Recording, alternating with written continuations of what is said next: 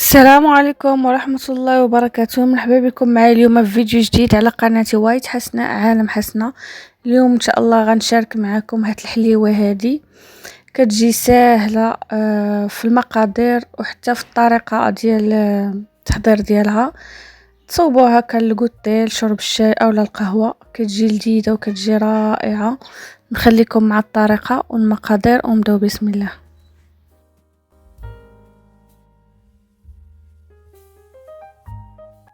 عندي هنايا في المقادير 200 غرام ديال الزبده، جوج ديال البيضات اللي غادي ناخذ اصفر بيضه والبياض غادي نحتفظ به، جوج ساشيات ديال الفاني، وحده خميره ديال الحلوى، 150 غرام ديال السنيده، معلقه كبيره ديال الكاكاو، ثم عندي واحد تقريبا 150 غرام ديال الكاوكاو كومكاسي اللي غادي نزين به، والدقيق اللي كيبقى على حسب الخليط.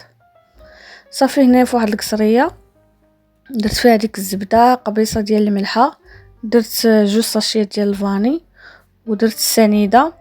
صافي وغادي نخلط مزيان ديك الزبده مع السكر حتى كتولي ليا على شكل بوماد بهذا الشكل هذا.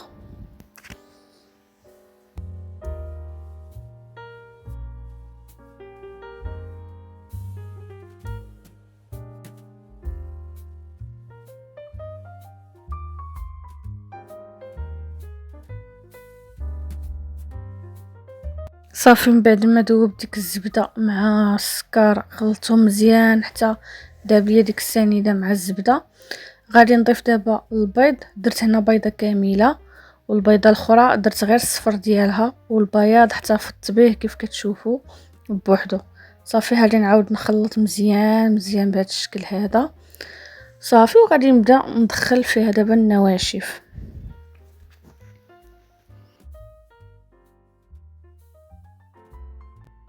دابا غادي نبدا نضيف الدقيق بشويه بشويه.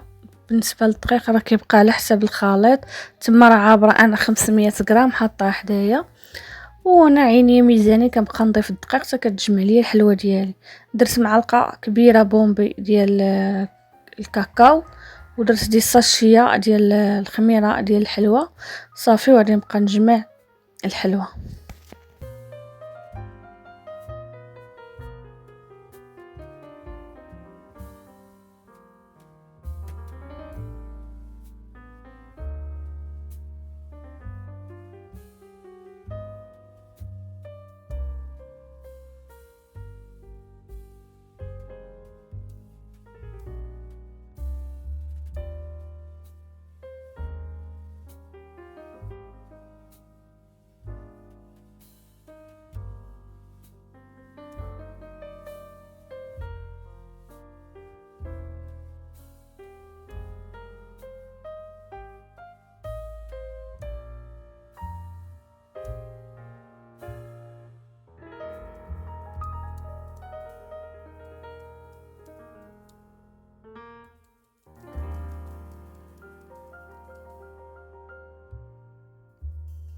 صافي كيف كتشوفوا ها هي تجمعات ليا الحلوه ديالي. ضروري انكم تجربوها باليد اللي ما كتكونش فيها العجينه، حيت هي اللي كتعطيكم الحقيقه ديال الحلوه واش خاصها مازال دقيق او لا.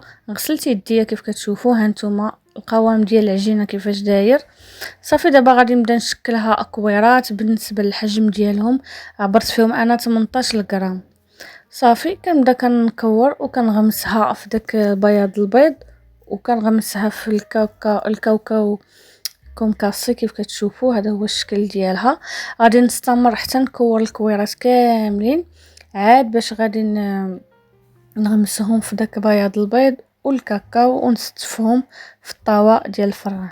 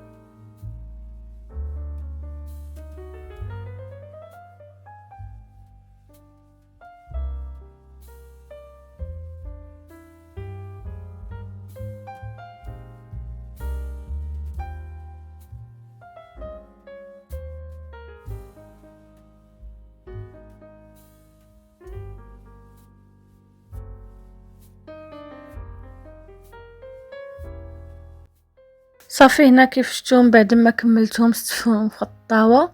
دابا غادي ندخلهم للفران اللي طيبوا.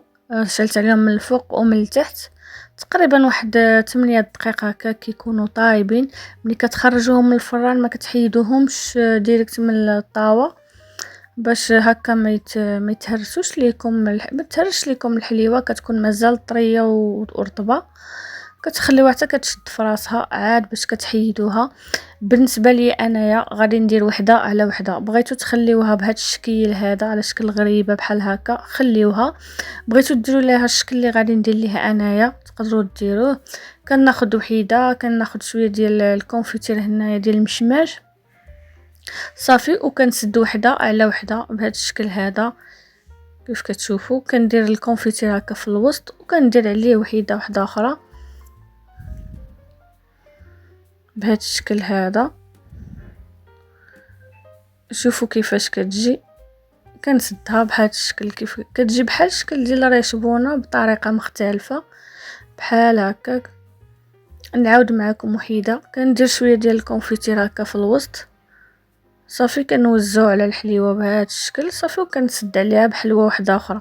بغيتو تخليوها كيف قلت لكم وحده كتخليوها على شكل غريبه، بغيتو ديروا هاد الطريقه اللي درت انايا حتى هي كتجي زوينه.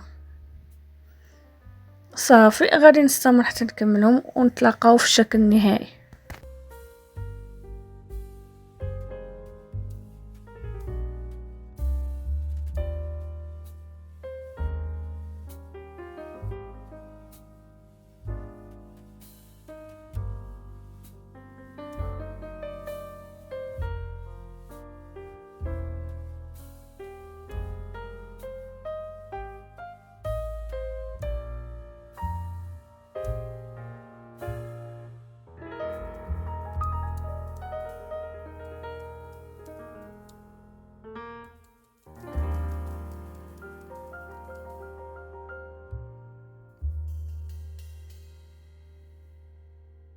وصافي كان هذا هو الشكل النهائي ديال الحليوه ديالي. شوفوا كيفاش كتجي زوينه في الشكل ديالها، وحتى في المذاق كتجي لذيذه.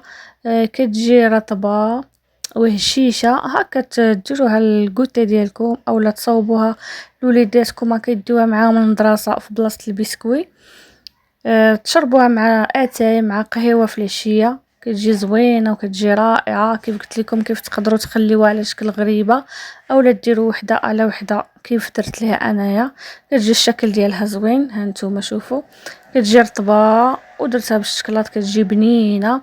الا بغيتو نتوما تزيدوا في النكهه مثلا تزيدوا فيها القهوه مع الشكلاط حتى هي كتعطي مذاق زوين لعشاق القهوه. انا درت فيها غير الشكلاط كتجي هكا لذيذه بالشكلاط.